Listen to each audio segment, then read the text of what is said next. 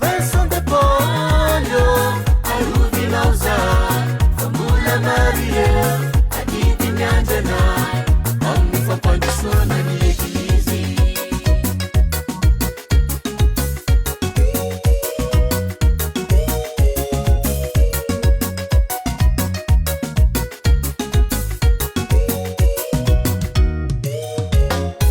Sinompiaro amin'ny asa soa nampianatra ity animatra ampianaro Izaiatra iezaky fanampy amin'ny fiainana andavanandro.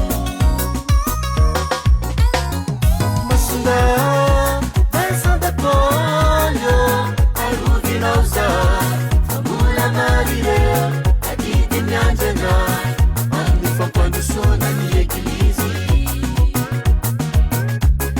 Masonga Vincent de Paulio arovinauza fambola Marie adity mianjana amin'ny fampandrosoana ny eglizy.